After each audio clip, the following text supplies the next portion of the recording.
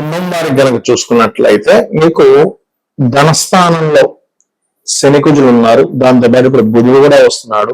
ఈ బుధుడు రావడం వల్ల పరివర్తన యోగంలో గురువు కూడా వస్తాడు. కాబట్టి ఒక రకంగా చెప్పాలంటే ఇది ఘర్షణ, ధన సంబంధించిన విషయాలకు ఘర్షణ అది దారితీస్తుంది. అయితే ఇంకా ఎటువంటి ఫలితాలు ఉన్నాయి?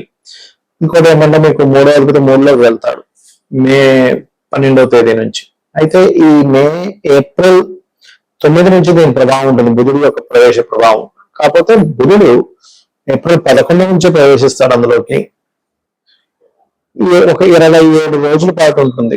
ఉండేది అక్కడ 20-21 రోజులు అయినప్పటికీ అటొక 3-4 రోజులు ఇటొక 3-4 రోజులు దాన్ని ప్రభావం ఇస్తూ ఉంటాడు బుధుడు ఎప్పుడు కూడా. కాబట్టి ఈ యొక్క అంశాలు చెప్తుంది నేనైనప్పటికీ చెప్పిస్తుంది సాక్షాత్ లలితాంబి వారిగా భావిస్తూ ఆ లలితాంబిక అమ్మవారి యొక్క అనుగ్రహం మీకు పరిపూర్ణంగా కలగాలని మనస్ఫూర్తిగా కోరుకుంటూ, ఇక్కడ ఎప్పుడైతే ఈ 3వ భావంలో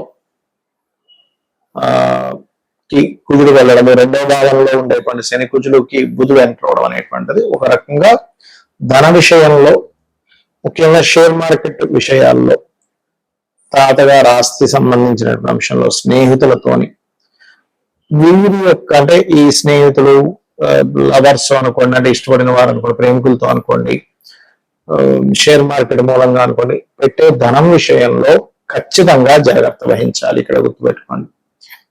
అలాగే ఇక్కడ ధనయోగాన్ని కూడా ఇస్తుంది, ఎందుకంటే పరివర్తన యోగంలో గురువు అక్కడికి వస్తున్నాడు కాబట్టి. కాకపోతే ధన విషయంలో స్ట్రెస్ ఉంటుంది, యోగం ఉంటుంది, రెండూ ఉంటాయి. కాబట్టి ఈ యొక్క విషయంలో ఖచ్చితంగా 100% జాగ్రత్త వహించాలి. ఇది ముఖ్యంగా గుర్తుపెట్టుకోండి. మరియు కాస్త వాహనం మీద వెళ్ళేటప్పుడు కూడా అతివేగం అనేటువంటిది పనికిరాదు. ఇక్కడ ఈ అష్టమాధిపతి అవుతాడు బుధుడు. కాబట్టి ఏంటంటే చాలా మంది, నేను ఈ మధ్య చూసా, కొంతమంది ఒకవైపు కారు బైక్ నడిపిస్తూ కూడా షేర్ మార్కెట్ చేస్తూ ఉంటారు, గేమ్ ఆడుతూ ఉంటారు.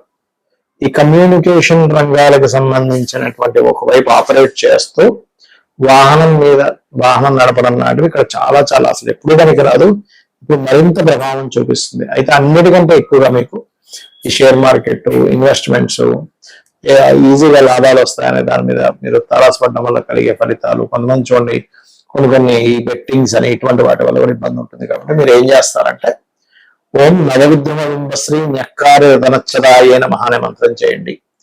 మరియు ఓం సంపత్కరీ సమారూఢ సింధుర బ్రజ సేవితాయ నమః అనే మంత్రం చేయండి. ధనపరంగా మీకు ఖచ్చితంగా బాగుంటుంది.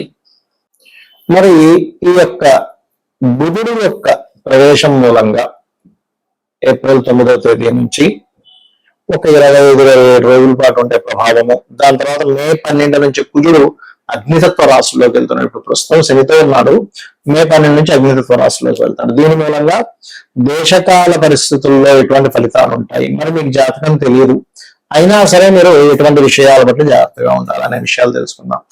మొట్టమొదటిగా ఈ ఇంటర్నెట్ కారకుడు బుధుడు, గుర్తుపెట్టుకోండి.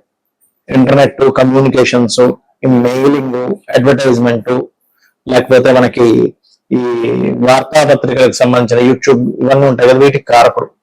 కాబట్టి ఈ రంగాల్లో ఉండేటువంటి వారు ఈ యొక్క రంగాలకి, ముఖ్యంగా ఇంటర్నెట్ సంబంధించిన సేవలకి, కమ్యూనికేషన్ రంగాలకి, సాఫ్ట్వేర్ రిలేటెడ్ సంబంధించిన రంగాలకి ఇబ్బంది వస్తుంది. దీనివల్ల గుర్తుపెట్టుకోండి, పాయింట్ నెంబర్ 1. ఇక రెండవది ఏమిటి అంటే, ఇక్కడ ఈ బుధుడు పరివర్తన యోగంలో గురువుని వేస్తున్నాడు మీన రాశిలోకి. ఎప్పుడైతే గురువుని వేస్తున్నాడో, గురువు మనకిది ఎండాకాలము, రాబోతున్నటువంటి ఎండాకాలము. దీని మూలంగా ఏంటంటే విపరీతమైనటువంటి ఉష్ణం ఇంకా పెరుగుతూ ఉంటుంది. రాను మే వచ్చేసరికి ఇంకా ఎక్కువ అవుతూ ఉంటది. అప్పుడు ఆ మే వల్ల ఎక్కువ ఉష్ణం వల్ల కలిగేటువంటి ఫలితాల్లో కొంత కూరగాయలకి కూడా ఇబ్బంది వస్తూ ఉంటుంది. అందులో ముఖ్యంగా టమాటా లాంటి పంటకు కూడా కొంత ఇబ్బంది వస్తూ ఉంటుంది, గుర్తుపెట్టుకోండి. అయితే ఇక్కడ ప్రధానంగా వాటికంటే ఇక్కడ ముఖ్యంగా మామిడి పళ్ళు, అరటిపళ్ళు మరియు అదేవిధంగా ఆకుకూరలకు కూడా ఇబ్బంది ఉంది. కాబట్టి ఈ యొక్క రైతులు కొంచెం ఈ ఏప్రిల్, మే, జూన్ ఈ మాసాల్లో కొంత జాగ్రత్తగా ఉండాలి, గుర్తుపెట్టుకోండి. అయితే జూన్ వచ్చేసరికి ఇంక మీకు ఇంకా తీవ్రంగా ఉంటుంది అనుకోండి. దాని తర్వాత ఒకవైపు ఎండలు వస్తే ఒకవైపు వర్షం కూడా కలుగుతూ ఉంటుంది. అయితే ఇక్కడ ఈ బుధుడు జలతత్వ రాశుల్లో ఉన్నందుకు జలంలో తిరిగేటువంటి షిప్స్ ఉంటాయి చూసారా, మనకి కొన్ని ఆ షిప్స్ కి నావిగేషన్ అనేటువంటిది మిస్ అవ్వడం. బుధుడు నావిగేషన్స్ కూడా కారకుడు.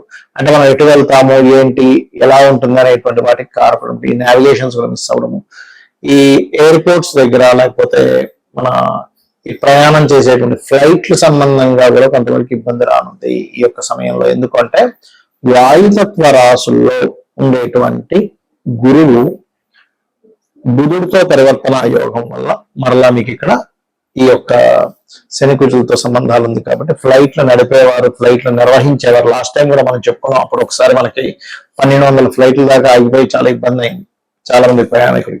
కాబట్టి ఇప్పుడు కూడా కొంచెం ఈ బుధుడు యొక్క ప్రభావం వల్ల ఇటువంటివి ఉంటాయి. అదేవిధంగా మరొక విషయం ఏంటంటే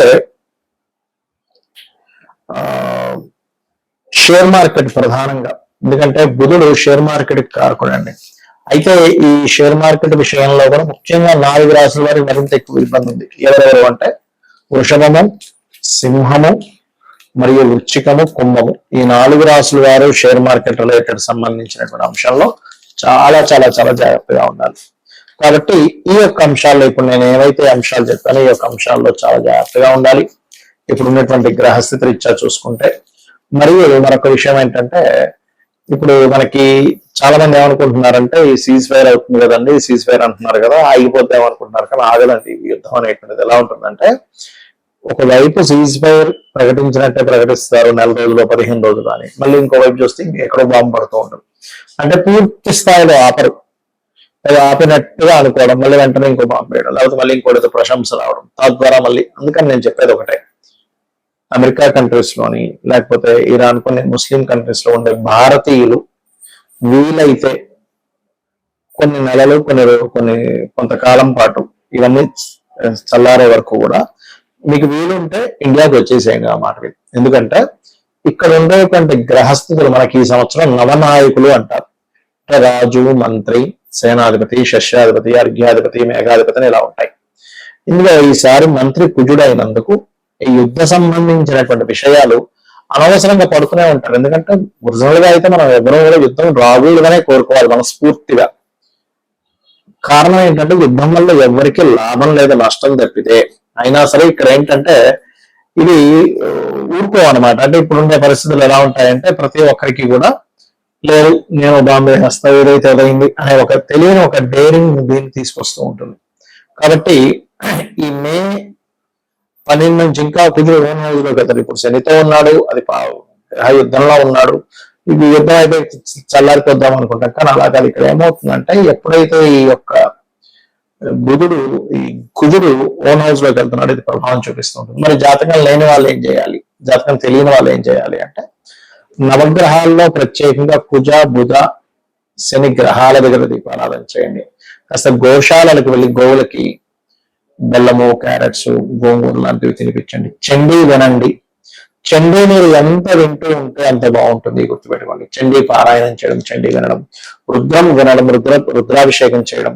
ఇంటి నుంచి మీరు బయటికి వెళ్ళేటప్పుడు కొన్ని సరిహద్దు ప్రాంతాల్లో ఉంటూ ఉంటారు, లేకపోతే కొన్ని దేశాల్లో చాలా ఘోరంగా ఉంది పరిస్థితి. అలాంటి దేశాల్లో ఉండేటువంటి వారు కాస్త మీరు ఇంటి నుంచి బయటకు బయలుదేరేటప్పుడు మీ యొక్క ఇష్ట దైవాన్ని మనస్ఫూర్తిగా తలుచుకొని అమ్మ నువ్వు ఉన్నావు, నువ్వే నన్ను రక్షిస్తావనే బలమైన నమ్మకంతో బయటికి వెళ్ళి రండి. అప్పుడు ఏమవుతుందంటే ఎటువంటి ఇబ్బంది మీకు కలగకుండా ఉంటుంది.